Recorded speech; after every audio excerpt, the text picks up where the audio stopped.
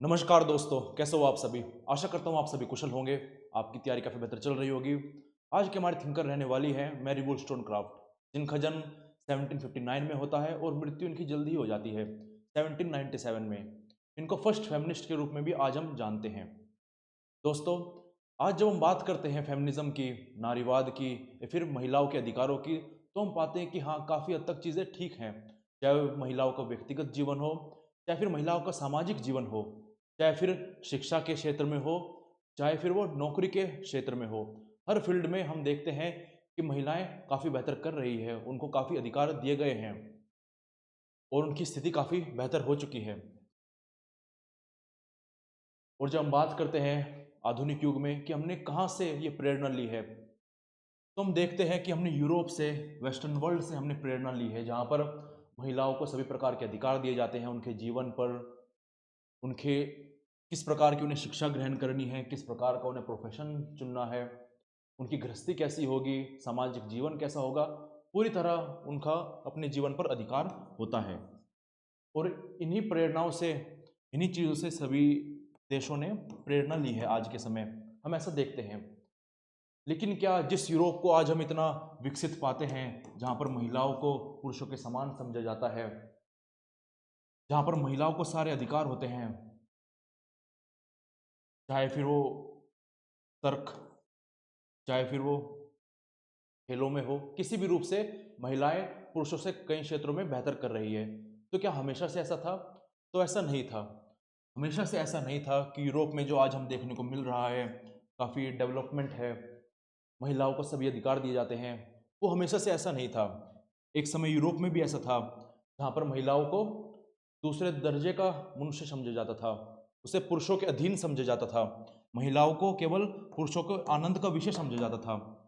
शादी में भी अगर शादी हो जाती थी, तो उसके बाद भी महिलाओं को केवल इस रूप में देखा जाता था कि केवल ये तो सर्वेंट है, ये केवल एक सर्वेंट है, नौकर के रूप में है, जो कि पुरुषों को सर्व कर रही है। चाहे फिर वो घर का सारा काम करना हो, घर की सारी बातें मानना हो, चाहे फिर वो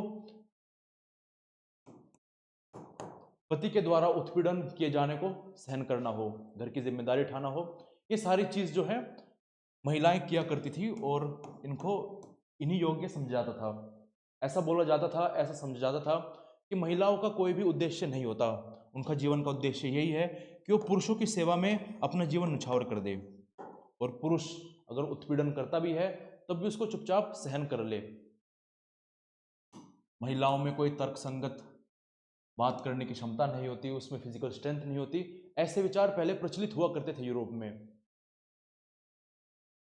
और ऐसे ही विचारों से यूरोप को उभारने का जो श्रेय जाता है वो जाता है मैरी वोllस्टोनक्राफ्ट को।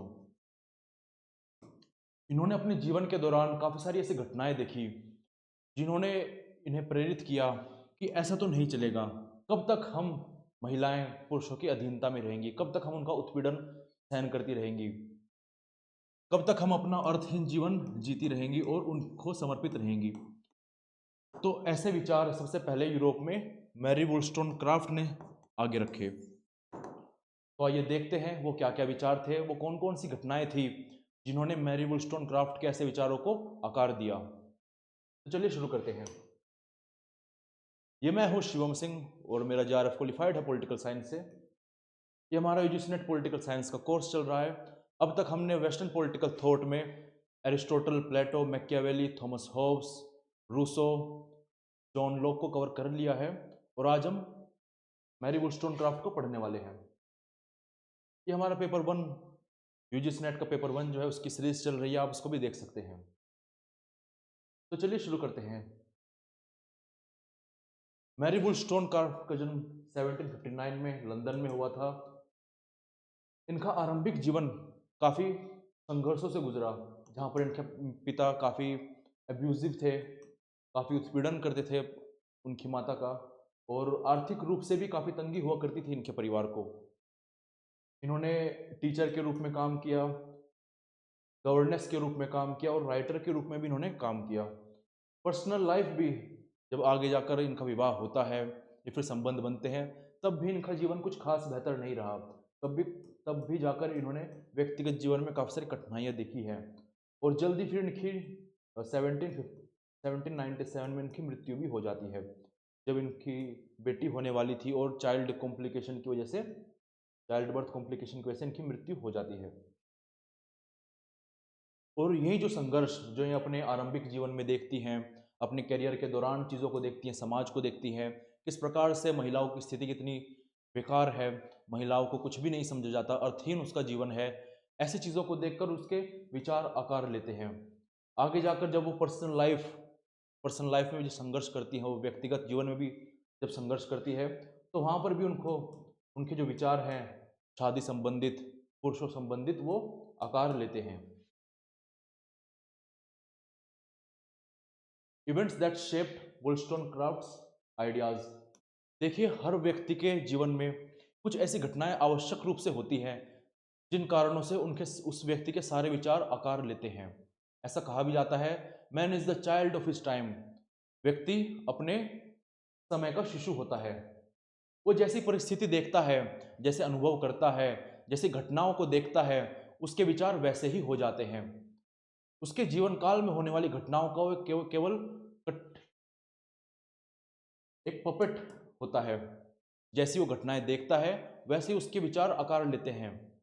हमने अब तक जो विचारक पढ़ लिए हैं, चाहे वो एरिस्टोटल हो, चाहे मैकियावेली हो, चाहे होब्स हो, चाहे लॉक हो, इनके जीवन में कोई ना कोई ऐसी घटनाएं हुई हैं, कोई ना कोई इन्होंने प्रचलन देखे हैं, चलन देखे हैं, जिसकी वजह से इनके विचारों ने इस प्रकार से गति ली है और आकार लिया है। जैसे अगर हम मैकियावेली की अगर हम बात करें, तो मैकियावेली देखते हैं अपने समय में इटली में कि किस प्रकार से अराजकता का माहौल बन चुका है। इटली, उसका देश 4-5 राज्यों में विभाजित हो चुका है। उसका मेन कारण क्या है? उसका मेन कारण था चर्च। इसलिए वो राजा को कहता है कि आप धर्म को अलग कीजिए और राज्य को सशक्त कीजिए। होब्स अपने जीवन काल में देखते हैं कि किस प्रकार से जब उनका जन्म हुआ था, किस प्रकार से उनके राज्य में भय का माहौल था और किस प्रकार से इंग्लैंड की जब सिविल वॉर हो रही थी, किस प्रकार से अराजकता थी।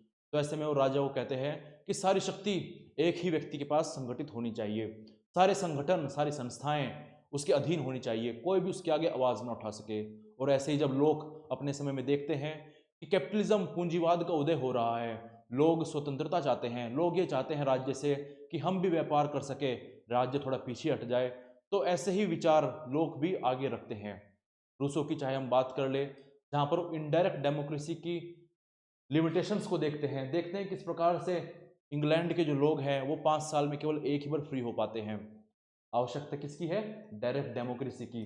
किसी एक व्यक्ति में सत्ता नहीं होनी चाहिए, सभी व्यक्ति में संप्रभुता होनी चाहिए। तो ये सारी घटनाएं हैं जो कि विचारकों के जीवन में होती हैं और उनके विचारों को आकार देती हैं।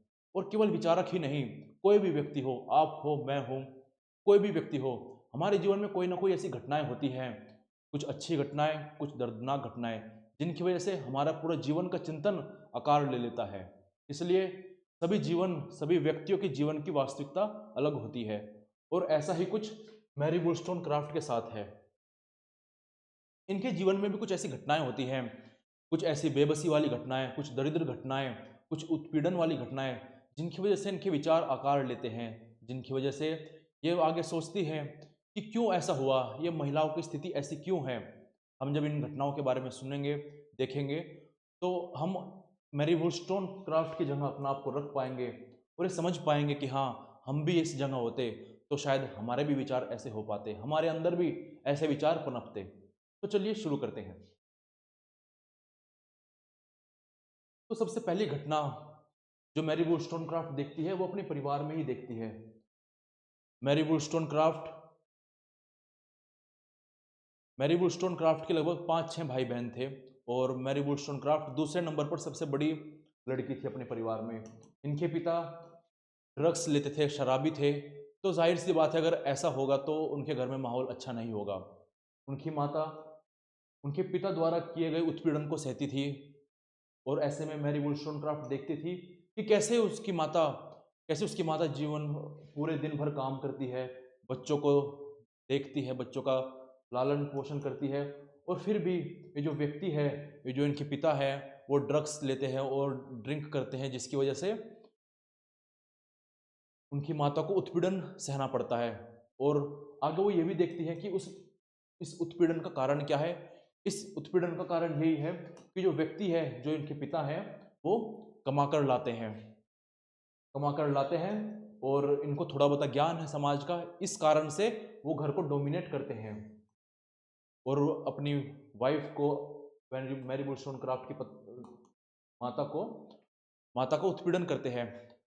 तो ऐसा वो देखती है अपने जीवन में और ऐसे विचारों पर पहुंचती है कि शायद ये जो मानव है, ये जो पुरुष है, जो ये कमा कर ला रहा है, जो ये इंडिपेंडेंट है, शायद यही कारण है जिसकी वजह से हम पर ये हावी हो रहा है। अगर मेरी माता भी ऐसी होती, जो कमा कर ला पाती, जिसको थोड़ा बहुत ज्ञान होता, समाज का ज्ञान होता, तो शायद ऐसी स्थिति ना आती, ऐसी उत्पीड़न की स्थिति ना आती। तो ऐसे में मैरी वुllstonecraft के विचार कुछ इस प्रकार से आकार लेते हैं कि जो पितृसत्ता है, जहाँ पर पुरुषों की प्रधानता है, ये काफ़ी बेकार है। इसी कारण से महिलाओं का उत्पीड़न होता है। महिलाएं दूसरे तबके की समझी जाती है। महिलाओं को ऐसा समझा जाता है कि केवल ये तो आनंद का विषय है, ये केवल भोग का विषय है और इसे कोई अधिकार नहीं है, इसे कोई गरिमा नहीं है।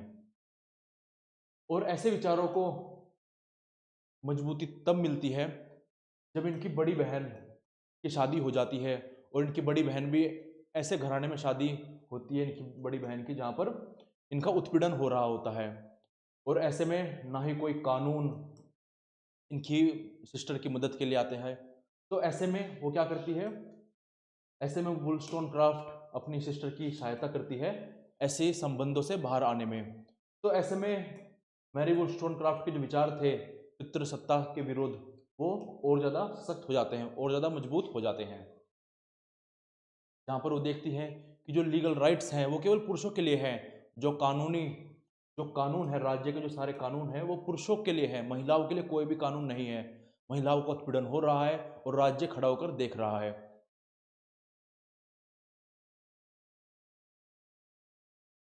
Early career and teaching. अब ये वो समय था जब महिलाओं को शिक्षा का अधिकार था नहीं, कोई फॉर्मल एजुकेशन लड़कियों के लिए नहीं थी, केवल लड़कों के लिए थी।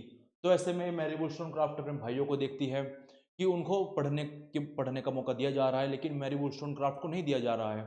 तो ऐसे में वो समझ जाती है, जब वो पिता द्वारा किए गए उत्पीड़न को देखती है, पितृसत्तात्मक उत्पीड़न को देखती है, तो समझ जाती है कि अगर मैं भी ऐसी रह गई, मैं भी अगर इंडिपेंडेंट नहीं हुई, मैं भी अगर स्ट्रोंग नहीं हुई, तो मेरे साथ भी कुछ ऐसा ही होगा। तो खुद से पढ़ाई शुरू करती है, सेल्फ लर्निंग करती है, काफ़ी सारा ज्ञान अर्जित कर लेती है। तो ऐसे में जब वो युवावस्था में आती है तो वो पढ़ाना शुरू करती है। और पढ़ाना किस प्रकार से शुरू करती है, एक अमीर परिवार के यहाँ पर वो ट्यूटर के रूप में ज्वाइन करती है, जहाँ पर वो वहाँ के जो बच्चे थे उनको पढ़ाती है, चाहे फिर वो लड़का हो लड़की हो, उनको पढ़ाती है। लड़कों को तो बाहर जाने की आज्ञा थी कि बाहर जाकर पढ़ सकते हैं, लेकिन लड़कियों को घर पर ही पढ़ाया जाता था थोड़ा बहुत। तो ऐसे में मैरी वुllstonecraft देखती है, जब वो ट्यूटर के रूप में काम करती है, कि जो लड़कियां हैं उनको जो पढ़ाया जा रहा है या फिर जो मुझे बोला जा रहा है पढ़ाने के लिए, वो क्या है, वो सतह रूप पर ही शिक्षा है, उसका कोई औचित्य नहीं है, ना ही वो समाज में काम आने वाली चीज़ है। वहीं दूसरी ओर जहाँ हम लड़कों की बात कर रहे हैं, जो लड़कों को शिक्षा दी जा रही है, वो ऐसी शिक्षा है जो कि समाज में काम आने वाली है, जिन शिक्षा से वो आगे उसमें तर्क शक्ति विकसित हो जाएगी, आगे जाकर वो इंडिपेंडेंट हो जाएगा, कमाने लग जाएगा। लेकिन जो शिक्षा महिलाओं को दी जा रही है उसका कोई औचित्य नहीं है। तो ये चीज़ को देखकर मैरी वुllstonecraft को काफ़ी आघात लगता है। वो सोचती है कि ये तो ज़रासर सरासर अन्याय हो रहा है। महिलाओं को तो शुरू से ही तैयार ऐसा किया जा रहा है कि इनमें कोई बुद्धि ना आ पाए, इनमें कोई तर्क शक्ति ना आ पाए, इनमें स्वतंत्र होने की क्षमता ना आ पाए और ये सब्जुगेशन में रहे, ये हमेशा उत्पीड़न में रहे पुरुषों के। तो इस प्रकार से मैरी वुllstonecraft देखती है और फिर वो खुद से वो ऐसा ठानती है कि ठीक है, मैं ऐसा नहीं होने दूंगी, और वो फिर एक गर्ल्स स्कूल को ओपन करती है, जहाँ पर वो लड़कियों को पढ़ाना शुरू करती है। और उसको आगे फिर ये एहसास हो जाता है, इसका उनका ये विचार और मजबूत हो जाता है कि हाँ, ये जो शिक्षा है, इस शिक्षा की कमी से ही जो दरिद्र अवस्था में महिलाओं की देखने को मिल रही है, उसका कारण यही है कि उनको शिक्षा नहीं है। और शिक्षित ना हो पाना ही सबसे बड़ा कारण है उनकी इस दरिद्रता का। देखिए कुछ ऐसा ही जैसे doctor Bhimrao Ambedkar 1920s 1930s में कर रहे थे, जहाँ पर वो कह रहे थे कि आप शिक्षित होइए, आप सबसे पहले शिक्षित होइए। जो भी वर्ग ऐसा है जिनका उत्पीड़न हो रहा है, जिनका शोषण हो रहा है, आप सबसे पहले क्या कीजिए, आप सबसे पहले शिक्षित होइए। उसके बाद हम बात करेंगे। आप शिक्षित हो जाएंगे तो आपको अपने अधिकारों के बारे में, अपनी गरिमाओं के बारे में, सबके बारे में ज्ञान हो जाएगा, और सही गलत क्या है, अंधविश्वास क्या है, इन सब का भी आपको ज्ञान हो जाएगा। तो मैरी वुllstonecraft खुद से अपना स्कूल खोलती हैं और महिलाओं को, लड़कियों को पढ़ाना शुरू करती हैं। और जो विचार हैं जो मैंने अभी आपको बताए कि ट्यूटर के रूप में वो कैसी चीज़ों को देखती हैं, फिर जब स्कूल खोलती हैं कैसी चीज़ों को देखती हैं, तो उन सभी विचारों को thoughts on the education of daughter 1789 में वो लिखती है, जहाँ पर वो कहती है कि महिलाओं को भी एक तर्कसंगत शिक्षा प्रणाली के अंदर लाना चाहिए। महिलाओं को हम तर्कसंगत शिक्षा नहीं देते हैं, उसी कारण से महिलाओं का इतना उत्पीड़न होता है। आप खुद को मैरी वुllstonecraft की जगह रखकर देखिए, कि देखिए कि आपके सामने ऐसी चीजें होती दिख रही है, तो स्वाभाविक होगा कि आपके विचार इसी प्रकार से आकार लेते जाएंगे। और किसी भी विचारक की अगर फिलोसफी को, किसी विचारक के अगर थॉट को समझना हो, तो उसके जीवन में क्या क्या घटनाएं हुई हैं, किन विषयों पर उसने किताबें लिखी हैं और किताबों में क्या लिखा है, ये समझ लेने मात्र से ही उसकी हम सारी फिलोसफी को समझ सकते हैं। और तीसरा सबसे बड़ा इवेंट है एनलाइटनमेंट एज। ये वो समय था जिस समय एनलाइटनमेंट एज चल रही थी। अब तक के हमने विचारकों में देखा कि किस प्रकार से मिडिवल एज में, मध्यकाल में डार्क एज प्रेवलेंट थी, डार्क एज थी, जहां पर शक्ति का संघर्ष चल रहा था, चर्च, धर्म और राज्य के बीच में, किंग के बीच में शक्ति का संघर्ष चल रहा था। अंधविश्वास काफी ऊंचे स्तर पर समाज में प्रचलित था, जहां पर जो चर्च कहता था वही मान्य हुआ करता था। लेकिन मैरी वुllstonecraft तक जो समय आया, उस समय चर्च की जो डोमिनेंस थी वो खत्म होनी शुरू हो गई, काफी हद तक खत्म हो गई।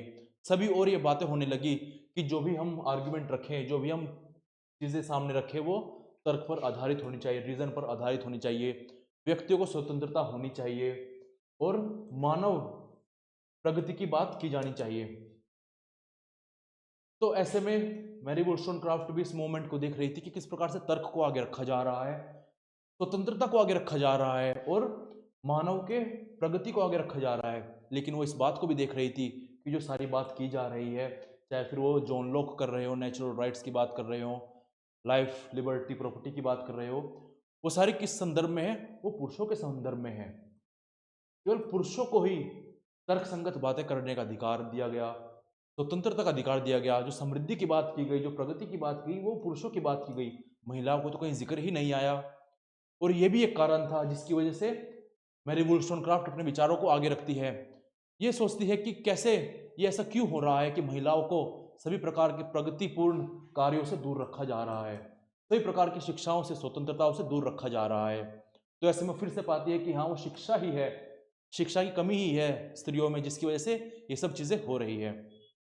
अपने समय में वे जो विचारकों को पढ़ती है, जो लिटरेचर पढ़ती है, जिस प्रकार से, जैसे अब वो जॉन लॉक को पढ़ती है, रूसो को पढ़ती है, वोल्टायर को, थॉमस पेन को पढ़ती है, और इनके विचारों को जहाँ पर ये महिलाओं को एक्सक्लूड कर रहे हैं, महिलाओं को अपने विचारों से, स्वतंत्रताओं से दूर रख रहे हैं, वहाँ पर इनकी आलोचना भी कर रही है। जैसे हम देख लेते हैं जॉन लॉक। हमने देखा जॉन लॉक नेचुरल राइट्स की बात करते हैं, ऐसे अधिकार जो प्राकृतिक अवस्था में भी थे, जो राज्य के आने के बाद भी हैं, और राज्य भी उसको हटा नहीं सकता। जैसे प्राकृतिक अधिकार में कौन कौन से अधिकार हैं? जीवन का अधिकार, स्वतंत्रता का अधिकार और निजी संपत्ति का अधिकार।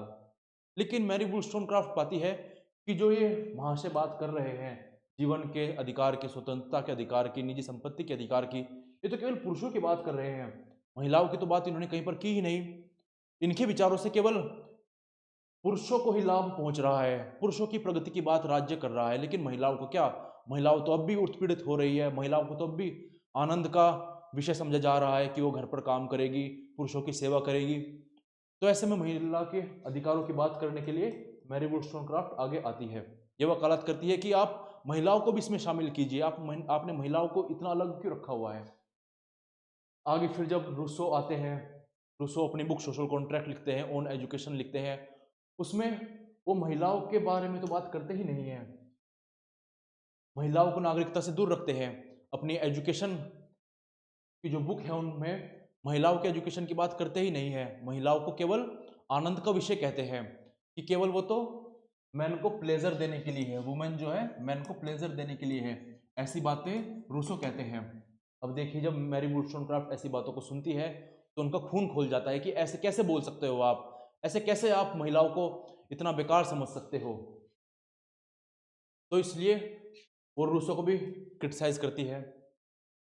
आगे वोल्टायर, वोल्टायर जहां पर धर्म को, रिलीजन को, ट्रेडिशन को, परंपरा को प्रेज करते हैं, प्रशंसा करते हैं, वहीं पर दूसरी ओर मैरी वुllstonecraft आलोचना करती है वो वोल्टायर की और कहती है कि जिस धर्म को, जिस परंपरा को आप इतना सहा रहे हो, उसी की वजह से महिलाओं को इतना उत्पीड़न हुआ है, वही वे परंपराएं हैं, वही वो धर्म है जिसकी वजह से महिलाओं को दूसरे दर्जे का समझा जाता है।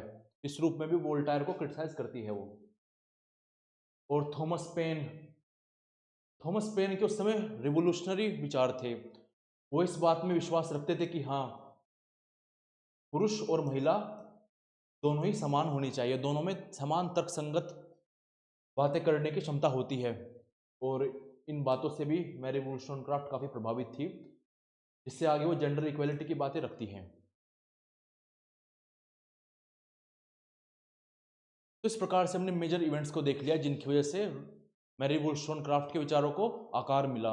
और अब तक आप मुख्य रूप से जो मैरी वुllstonecraft के विचार जो आगे हम देखने वाले हैं, आप समझ गए होंगे कि हाँ, ऐसे ही विचार मैरी वुllstonecraft देगी, क्योंकि उसने ऐसी घटनाओं को देखा है जिसकी वजह से ऐसे ही विचार सामने आएंगे, जहाँ पर महिलाओं के अधिकार की बात करेगी, पुरुष और महिलाओं में समानता की बात करेगी। आगे हम कुछ मेजर वर्क्स को देख लेते हैं, कुछ बुक्स को देख ले जो मैरी वुllstonecraft ने लिखी है। एग्जाम पॉइंट ऑफ व्यू से काफ़ी इंपॉर्टेंट है। कुछ बुक्स हैं जो बार बार एग्जाम में पूछी जाती है मैरी वुllstonecraft से, तो हम देख लेते हैं। तो सबसे पहली बुक आती है on the education of, thoughts on the education of daughter. इसके बारे में मैंने आपको बता दिया है कि इस बुक में वो अपने विचारों को लिखती है जब वो ट्यूटर के रूप में काम करती है, देखती है महिलाओं को सतह रूप से शिक्षा दी जा रही है, उसका कोई वास्तविक औचित्य नहीं है। फिर वो टीचर के रूप में जब काम करती है, देखती है कि हाँ, शिक्षा ही वो कारण है, शिक्षा का अभाव ही वो कारण है जिसकी वजह से महिलाओं की इतनी दुर्दशा हो चुकी है। Women need rational education for virtue and independence, not just for pleasing man. महिलाओं को शिक्षा, एक तार्किक शिक्षा की आवश्यकता है जिसके कारण उनमें गुण विकसित हो जाएं, वो स्वतंत्र हो जाएं, वो इंडिपेंडेंट हो जाएं, उन्हें महिलाओं को पुरुषों पर निर्भर ना रहना पड़े। ये निर्भरता ही है जिसकी वजह से उनका उत्पीड़न होता है।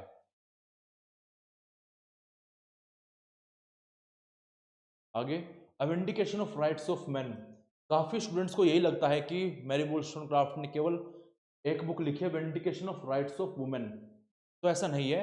उन्होंने vindication of rights of man को भी लिखा है, जहां पर वो रिस्पॉन्स करती हैं, प्रतिक्रिया करती है एडमंड बुर्क के आर्ग्यूमेंट की। जहां पर एडमंड बुर्क जो है आर्ग्यूमेंट रखते हैं, ये वो समय है फ्रांस में जहां पर क्रांति होने वाली है, जहां पर तख्तापलट होने वाला है। तो ऐसे में जो ये विचारक है, ये कहते हैं कि जो मोनार्की है, वो जो परंपरा है, यही सही है, इसको ही बने रहना चाहिए। वहीं दूसरी ओर मैरी वुllstonecraft कहती है कि नहीं, ऐसा नहीं हो सकता।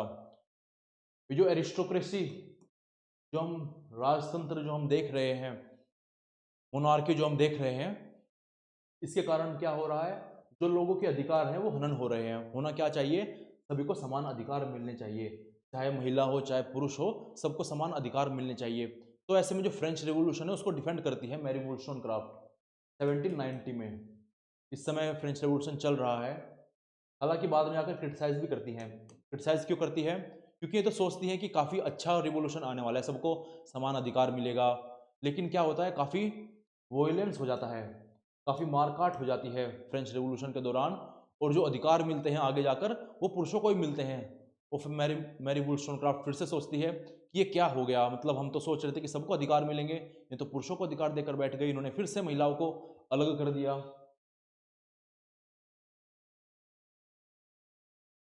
वो आगे बुक आती है a vindication of rights of women 1792। इसमें बात करती है कि फ्रेंच रेवोल्यूशन से महिलाओं को तो एक्सक्लूड ही कर दिया गया, निकाल दिया गया, और रूसो का जो रवैया है महिलाओं के एजुकेशन को लेकर उसको क्रिटिसाइज करती है। आर्ग्यूमेंट क्या रखती है? आर्ग्यूमेंट ये रखती है कि महिलाएं जो है प्राकृतिक रूप से इंफीरियर नहीं है पुरुषों के, वो समाज ही है, वो समाज है जिसने महिलाओं को दूसरे दर्जे का बनाया है, प्रकृति ने नहीं बनाया है। प्रकृति ने तो पुरुषों को, मैन को और फीमेल को, मेल फीमेल को दोनों को इक्वल ही बनाया है। तो ऐसी बातें वो आगे रखती है। और शिक्षा की कमी के कारण ही महिलाओं का सबजुगेशन होता है, उनका उत्पीड़न होता है। तो ऐसी आर्गुमेंट ये आगे रखती है। आगे इनकी बुक है an historical and moral view on the French revolution 1794, जहां पर इंस्पिरेशन लेते हैं personal observation of the revolution's high and violent laws, जहां पर रिवॉल्यूशन को देखती हैं और उनका निष्कर्ष ये निकलता है कि जहां मैं सोच रही थी कि सब कुछ सही सही होगा, रिवॉल्यूशन में सबको अधिकार मिल जाएंगे, लेकिन यहाँ पर तो काफी मारकाट मच गई है, तो होना नहीं चाहिए था। फिर ये आर्ग्यूमेंट रखती है support revolutionary ideas but condemn the reign of terror and the exclusion of women from politics। ये इस बात को तो सपोर्ट करती है कि हाँ रिवोल्यूशनरी आइडियाज जो आए हैं वो काफी बेहतर हैं, लेकिन जो रिवोल्यूशनरी आइडियाज के तर्ज पर जो अब आतंक का माहौल बन चुका है फ्रेंच रिवोल्यूशन के बाद कुछ समय के लिए जो बन गया था, उसको कंडेम करती है, उसको क्रिटिसाइज करती है और कहती है कि आपको एक्सक्लूड नहीं करना चाहिए वुमेन्स को पॉलिटिक्स से।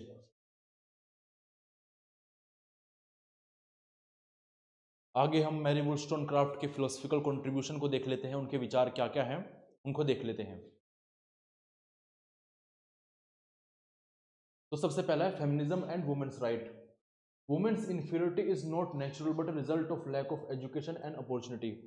वो अपने जीवन के दौरान देखती हैं कि किस प्रकार से महिलाओं को शिक्षा से दूर रखा गया और वही उनका कारण है इन्फीरियरिटी का। तो आगे कहते भी हैं कि महिलाओं को जो दूसरे तबके का समझा जाता है वो कोई प्राकृतिक नहीं है कि प्राकृतिक रूप में महिलाएं ऐसी हैं, वो समाज द्वारा निर्मित हैं, जो परंपरा बना दी गई है, जो धर्म, जो चर्च, जो क्रिश्चियनिटी कह रही है, उसके कारण ये सारी बातें उभर कर आ रही हैं। उसके कारण ही वुमेन्स को दूसरे दर्जे का समझा जाता है। वुमेन्स को केवल यही समझा जाता है कि उनका तो काम केवल घर में रहना है, घर के काम करना है, बच्चों की सेवा, बच्चों का लालन पालन करना है और पुरुषों का उत्पीड़न सहन करना है।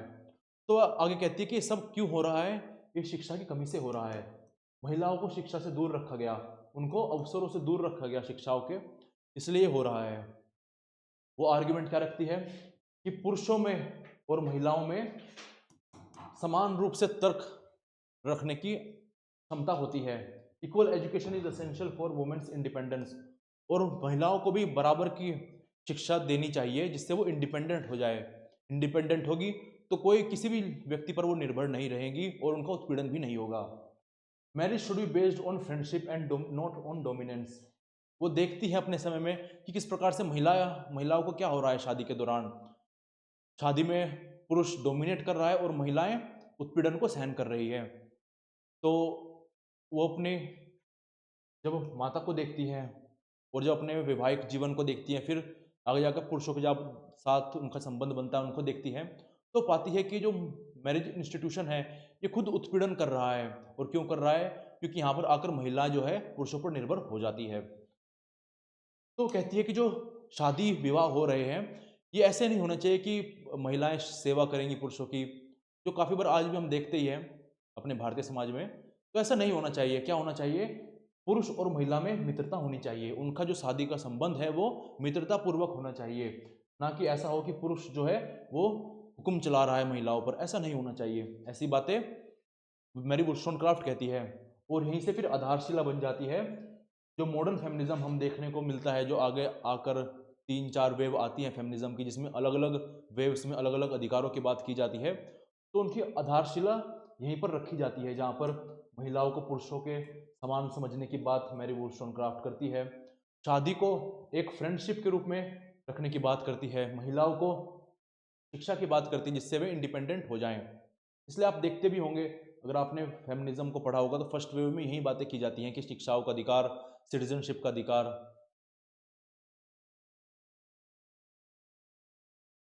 The role of education in social change. Education is the key to individual virtue and societal progress. आगे वो आर्ग्यूमेंट रखती है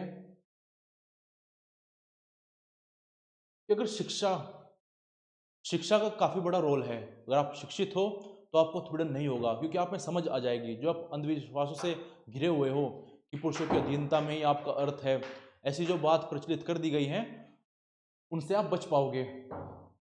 तो एजुकेशन ही है, वो शिक्षा ही है जिसकी वजह से आप में गुण आते हैं और समाज में प्रोग्रेस आती है। वो ऐसा कहती हैं कि वो केवल ये नहीं कहती कि केवल महिलाओं को एजुकेशन प्राप्त करनी चाहिए, शिक्षा प्राप्त करनी चाहिए। वो कहती है एजुकेशन जो है महिलाओं के लिए और पुरुषों के लिए, दोनों के लिए समान रूप से आवश्यक है। दोनों एजुकेटेड होंगे, दोनों में समझ आएगी और दोनों ही मिलकर समाज की प्रगति में अपना योगदान देंगे। Girl need the same intellectual education as boy. महिलाओं को भी उतनी ही तार्किक शिक्षा की आवश्यकता है जितनी पुरुषों को है। परंपरागत रूप से यह समझा जाता था कि पुरुषों को ही केवल आवश्यकता है कि एक तार्किक शिक्षा उसे दी जाए, उसको ये समझाया जाए किस प्रकार से समाज चलता है, समाज में किस प्रकार से रहा जाता है। Coeducation promote equality and breaks gender division. आगे मैरी वुllstonecraft समर्थन करती है को एजुकेशन का, कि महिलाओं को, पुरुषों को, लड़कियों को और लड़के को साथ में पढ़ाया जाना चाहिए, एक ही स्कूल में एक ही क्लास में पढ़ाया जाना चाहिए। उससे क्या होगा, उससे जो जेंडर डिफरेंसेस हैं वो दूर होंगे। जो एक दूसरे के प्रति जो घृणा है, जो पुरुषों में जो महिलाओं को लेकर जो विचार है कि ये तो दूसरे तबके की है, ये विचार चला जाएगा। दोनों साथ मिलकर पढ़ेंगे तो उनमें मित्रता का भाव आएगा और जो ये डिफरेंसेस है पुरुषों में महिलाओं में, ये दूर होंगे। Education shape moral citizenship for just society. जो शिक्षा है वो नैतिक नागरिक बनाती है आपको और एक न्यायपूर्ण समाज का निर्माण करती है। अब ऐसे विचारों से आगे जाकर क्या हुआ, ऐसे विचारों से आगे जाकर शिक्षा प्रणाली में रिफॉर्म्स आए, महिलाओं को भी ऐड किया गया और महिलाओं के रिगार्डिंग रिफॉर्म्स लाए गए एजुकेशन पॉलिसीज में। Next, republicanism and civic virtues. A just republic required virtues citizens including women. वो कहती है अगर कोई बेहतर राज्य होना चाहिए, रिपब्लिक की बात करती है, तो कहती है कि एक स्टेट में, एक राज्य में, एक अगर राज्य को बेहतर बनाना है तो सभी नागरिकों को गुणवान बनाना होगा। सभी नागरिकों में गुण होने चाहिए, सभी नागरिक सक्षम होने चाहिए तर्क रखने में। और इसमें वो कहती है कि वुमेन्स को भी इसमें इंक्लूड किया जाना चाहिए। आप ये समझते हो कि आप वुमेन्स को एक्सक्लूड कर दोगे, वुमेन्स को घर पर रखोगे और केवल पुरुष ही समाज चलाएंगे और जो समाज बनेगा वो तर्कसंगत होगा, वो न्यायपूर्ण होगा, वो बेहतर समाज होगा, तो ऐसा नहीं है। जब तक आप महिलाओं को इंक्लूड नहीं करोगे, महिलाओं को शिक्षा नहीं दोगे, महिलाओं को समान नहीं समझोगे, महिलाओं को इक्वल सिटीजनशिप नहीं दोगे, समान नागरिकता का अधिकार नहीं दोगे, उनको समान नहीं समझोगे, तब तक एक न्यायपूर्ण राज्य नहीं निर्मित होगा। क्या आर्गुमेंट देती हैं वो, true freedom came from moral character not just law. केवल कानून बना देने से कुछ नहीं है, आपको नैतिकता भी लानी पड़ेगी समाज में। वो किस तरह आएगी, वो शिक्षा से आएगी। Excluding women from politics weakens nation virtue. वह कहती हैं कि जो आपने सिटीजनशिप का अधिकार महिलाओं को नहीं दिया है, जिसकी वजह से केवल पुरुष ही वोट करते हैं, तो ऐसे में क्या है, ऐसे में राज्य जो है वो गुणवान नहीं हो पाएगा। जब महिलाएं भी अपने हिस्से का वोट देंगी, अपनी बातों को आगे रखेंगी, तब जाकर एक जो राज्य है वो न्यायपूर्ण बनेगा। Aristocratic privileges corrupt public morality. अब यहाँ पर वो डेमोक्रेसी को सपोर्ट करती पाई जाती हैं। वो कहती है कि जो एरिस्टोक्रेसी है आपकी, जहाँ पर कुछ लोग मिलकर पूरे राज्य को चला रहे हैं, ये गलत है। इससे क्या हो रहा है, उनके विशेषाधिकार से जो नैतिक, जो नागरिकों की नैतिकता है, लोगों की नैतिकता है, वो भ्रष्ट हो रही है। आवश्यकता क्या है कि सभी को सिटीजनशिप का अधिकार दिया जाए, सबको नागरिकता का अधिकार दिया जाए, और उससे क्या होगा, सभी लोग नैतिक रूप से भागीदारी लेंगे और राज्य को प्रगति की तरफ ले जाएंगे। इससे आगे जाकर डेमोक्रेटिक मूवमेंट जो है और जो फेमिनिस्ट पॉलिटिकल थ्योरी है वो इवॉल्व होती है। जो सफ्रेज राइट्स हैं, वोटिंग राइट्स हैं, वो आगे जाकर इन्हीं विचारों से प्रभावित होते हैं। Next, critic of patriarchy and social norms. वो पितृसत्तात्मक व्यवस्था की आलोचना करती हैं और सोशल नॉर्म्स जो परंपरागत दिशा निर्देश थे उस समय समाज में प्रचलित उनको भी क्रिटिसाइज करती हैं। क्या कहती है? Patriarchy harms both men and women, distorting moral development, gender role are socially constructed not natural, patriarchy make women submissive and men tyrannical. वो कहती है कि जो पेट्रियार्की है, जो पितृसत्ता है, जहाँ पर समाज में पुरुषों की प्रधानता होती है, ये ना केवल महिलाओं को नुकसान पहुंचा रही है, केवल महिलाओं को नुकसान नहीं पहुंचा रही है, पुरुषों को भी नुकसान पहुंचा रही है। वो किस प्रकार से?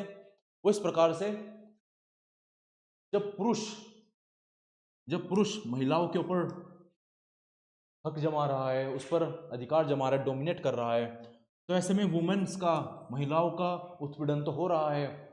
वहीं दूसरी ओर क्या हो रहा है? जो पुरुष है उसका जो चरित्र है, जो नैतिक चरित्र है, वो बिगड़ रहा है, वो करप्ट हो रहा है, वो तानाशाह बन रहा है। भाई तानाशाह बनेगा, क्या ये समाज के लिए सही होगा? तो ये समाज के लिए सही नहीं होगा।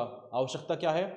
कि दोनों ही तर्क संगत रहें, पुरुष भी महिला भी, दोनों ही न्यायपूर्ण कार्य करें, एक दूसरे के संबंध में गरिमापूर्ण तरीके से रहें, किसी का भी उत्पीड़न ना करें।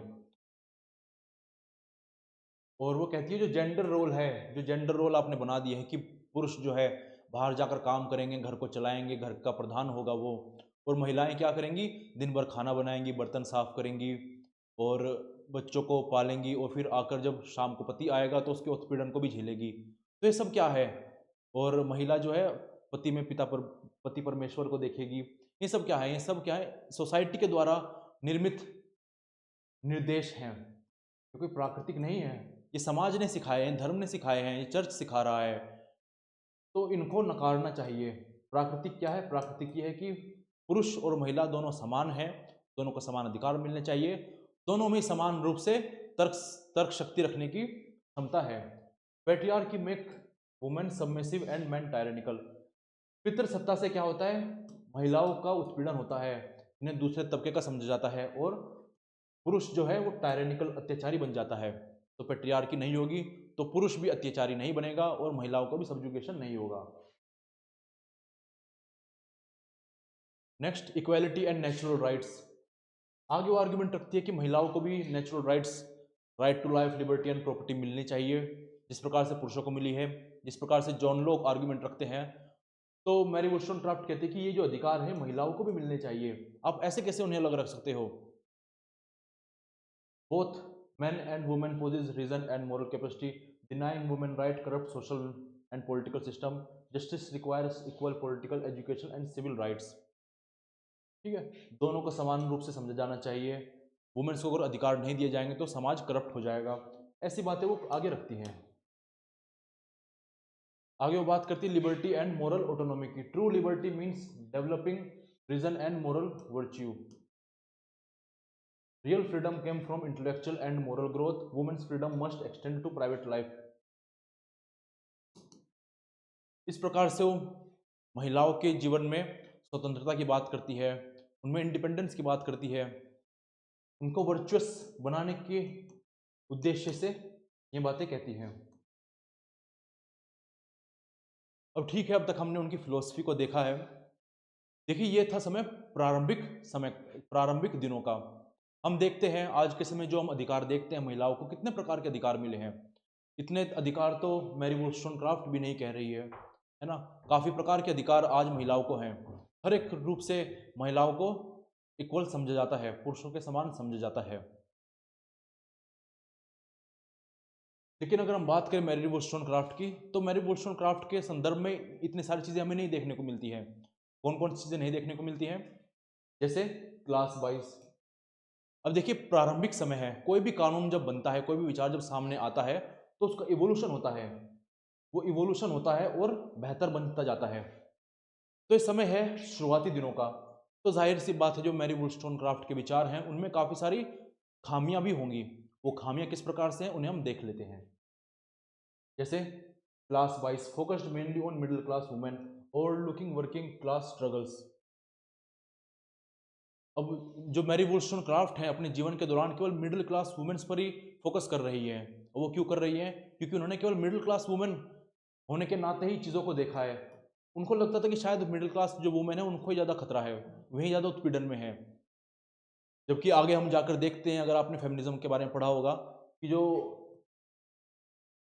वर्किंग क्लास वुमेन्स हैं या फिर जो बोर्गियस वुमेन्स हैं, जो अमीर वर्ग की वुमेन हैं, उनके साथ भी किस प्रकार से उत्पीड़न होता है, किस प्रकार से सब्जुगेशन, उनको सबमिसिव समझा जाता है। आगे आप जाकर विचारक रख रहे हैं इसके बारे में अपने विचार। तो ये केवल मिडिल क्लास वुमेन के बारे में बातें कह रही है, क्लास वर्किंग क्लास स्ट्रगल जो हो रहा है वुमेन्स का, उसके बारे में बातें नहीं कर रही है। यूरोसेंट्रिक, वो केवल यूरोप में जो महिलाओं के ऊपर जो उत्पीड़न हो रहे हैं उसी के बारे में बातें कर रही है।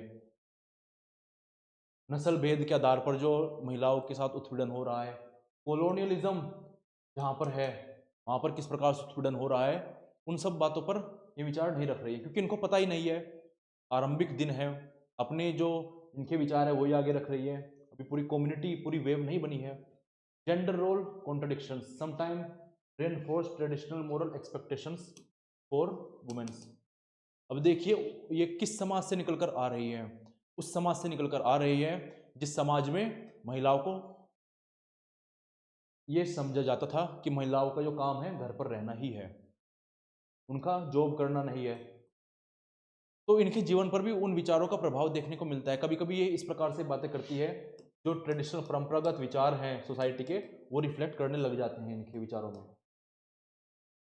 रिलेवेंस की अगर हम बात करें तो women's right still relevant in global fights for equal education, wages, political power.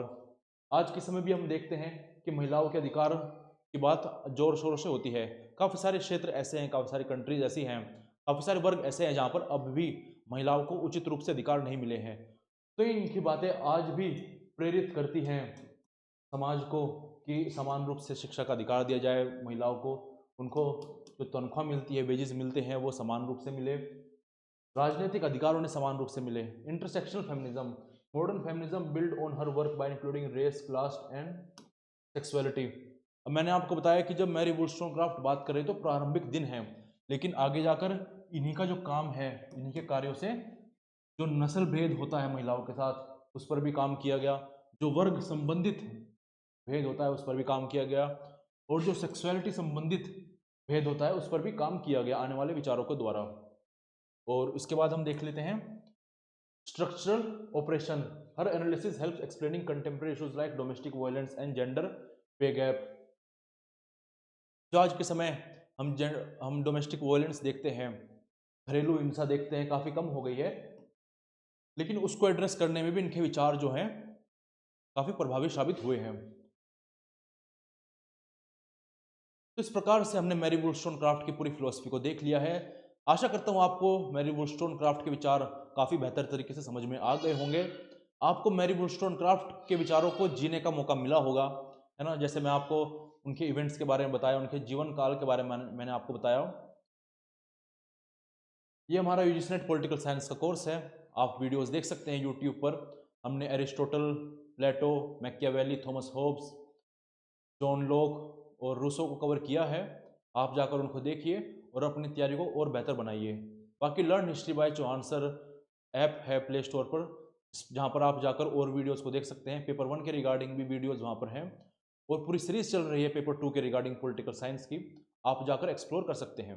आशा करता हूँ आपको वीडियो काफ़ी पसंद आई होगी। मिलेंगे अगली क्लास में अगले विचारक के साथ।